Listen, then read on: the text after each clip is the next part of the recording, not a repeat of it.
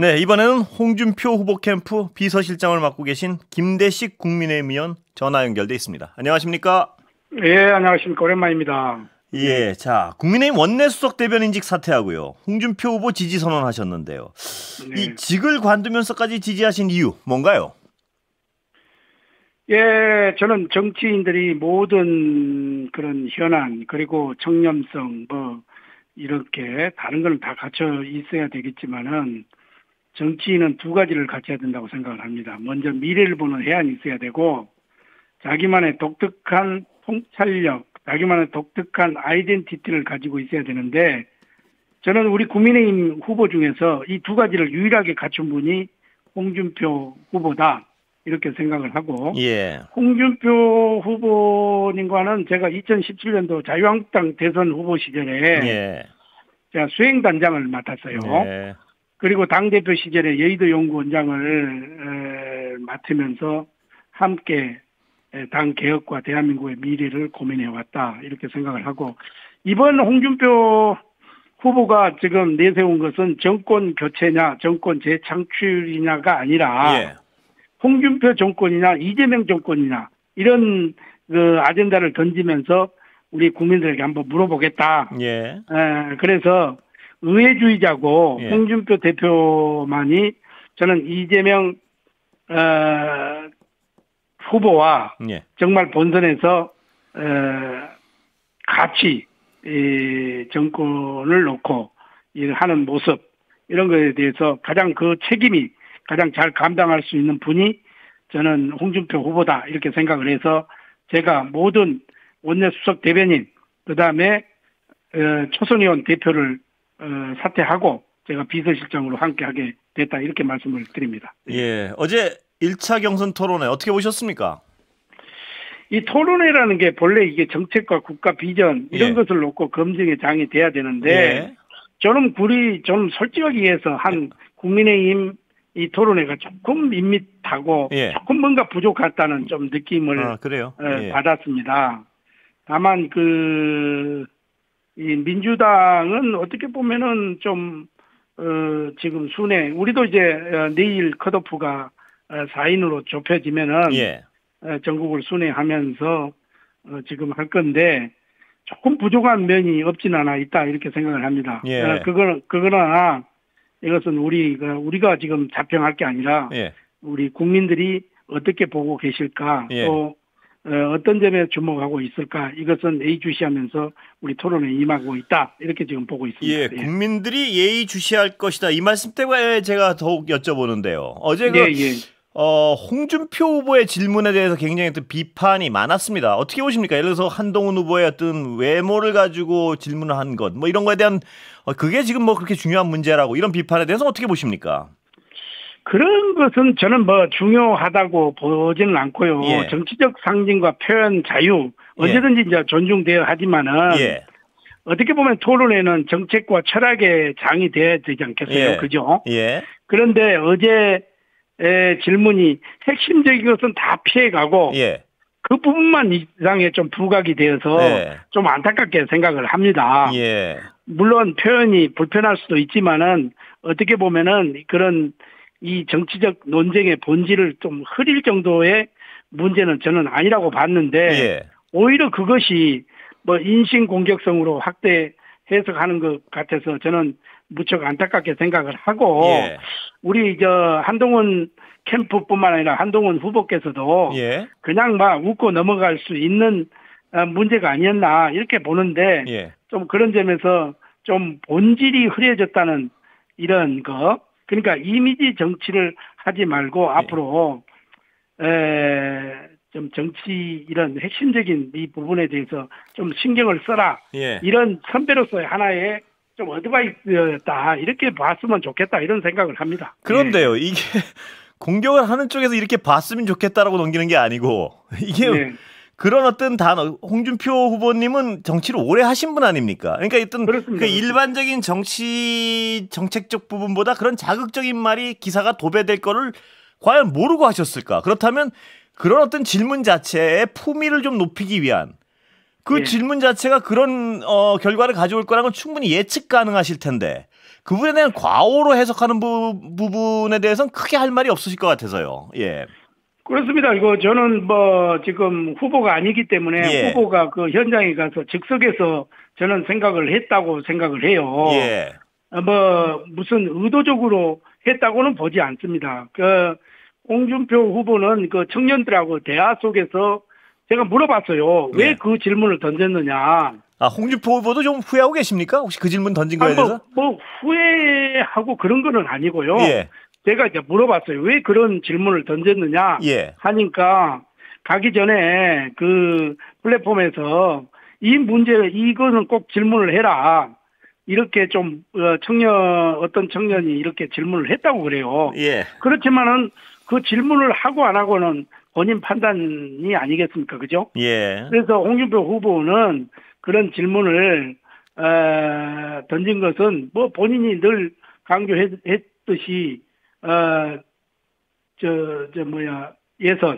예선은 재밌게, 본선은 치열하게 예. 이렇게 해서 하나의 조커 형태로 한 것 같아요. 예. 그것이 오히려 다른 것은 다 묻히고 오히려 그런 부분만 좀 부각된 것 같아서 예. 저는 참모의 한 사람으로서는 좀 안타깝게 생각을 합니다. 다음에는 예. 그런 종류 질문을 만약 하시려고 생각을 한 것 같으면 말리실 예정이죠?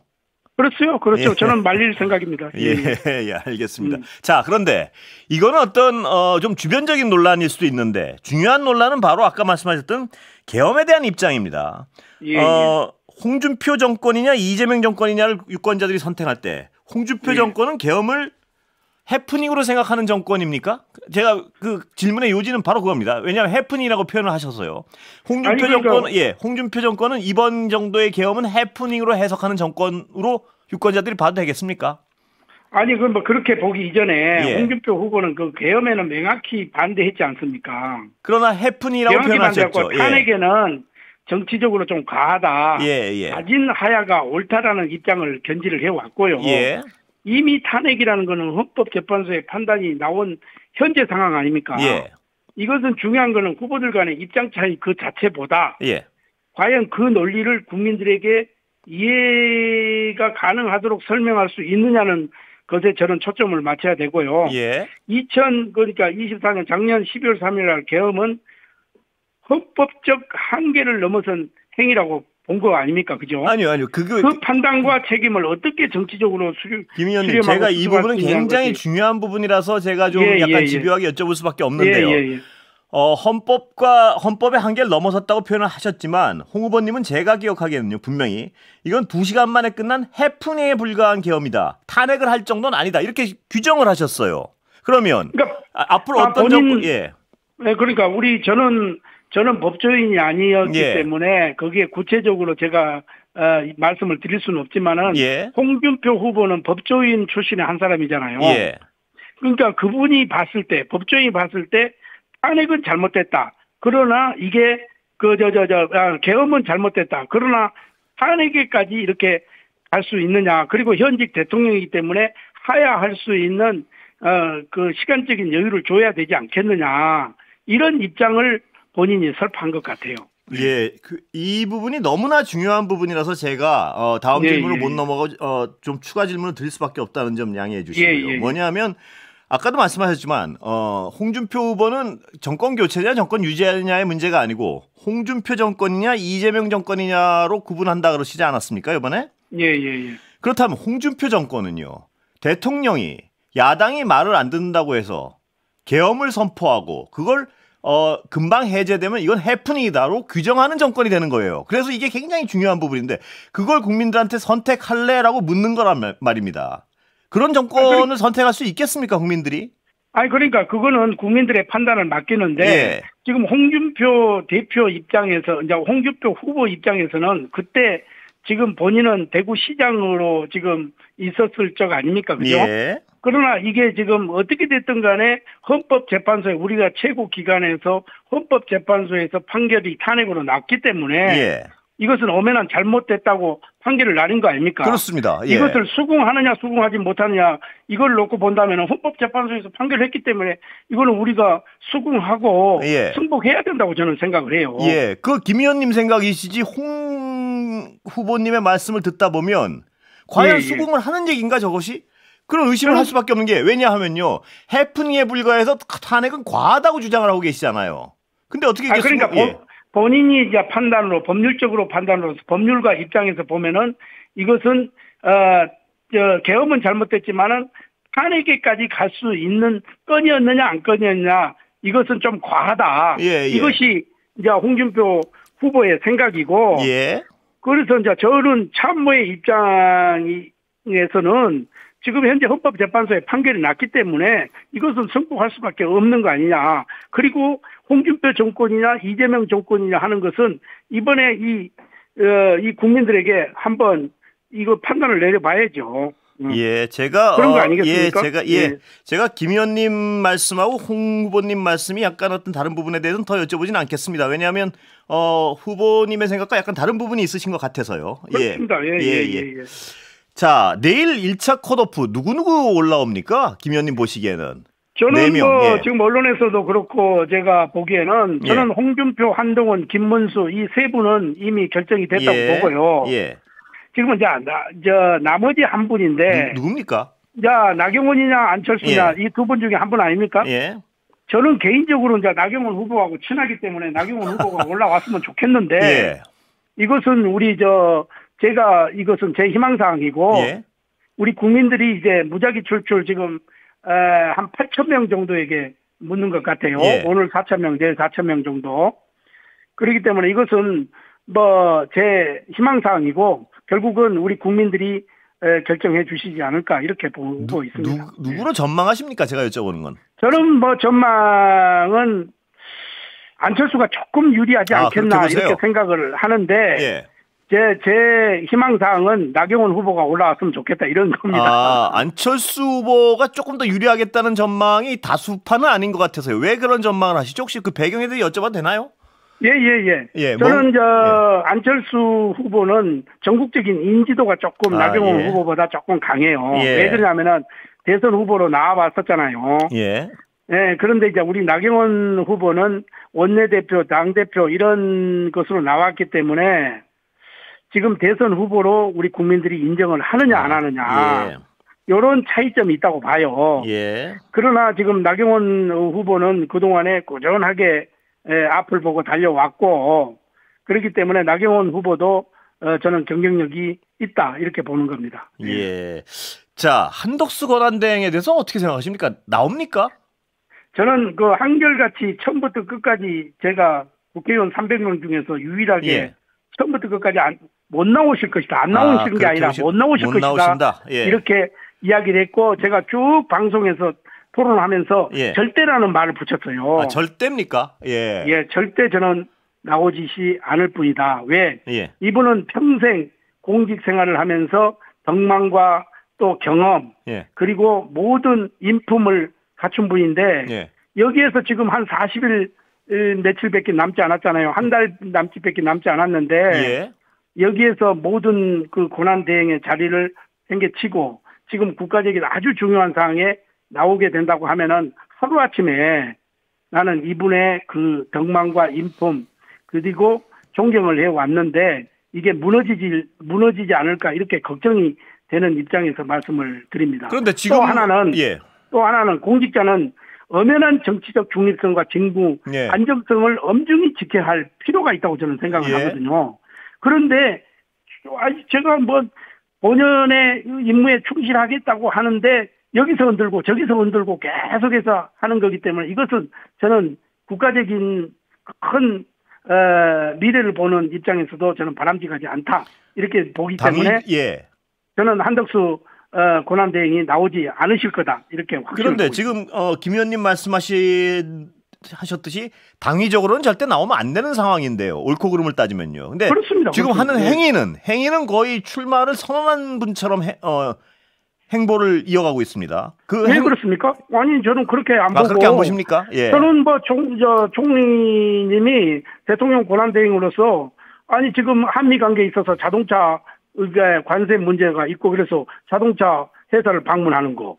그리고 또 4.19 어제 순복 교회에 나가셔가지고 부활절 예배 드린 거. 그거는 어디까지나 통치 해견 중에 하나인데 예. 이거를 침소봉대하고 확대 해석하는 거 아닙니까? 예. 이분은 가만히 계시는 거예요. 그리고 출마한다는 말도 안 하셨고 디귿자도 처음에는 끄집어내지라 말했는데 예. 여기에서 또 출마하지 말라고 선언하라. 예. 언제 출마했습니까? 출마한다고 했습니까? 출마하지도 않은 상태에서 또 출마하지 말라고 알겠습니다. 이렇게 이야기하는. 예, 제가 이렇게 하는 예. 것은 예. 저는 뭐 대통령 권한대행을 너무 여기저기서 흔들고 있다. 이것은 예. 바람직하지 않다. 저는 이렇게 그렇다면 봅니다. 만약에 말입니다. 만약 안 나오신다는 만약에 나와서 홍준표 후보가 최종 후보가 됐는데 저쪽에서 무소속으로 버티고 있고 둘이 통합하는 경선을 해야 된다. 받아들일 수 있습니까, 홍준표 후보는?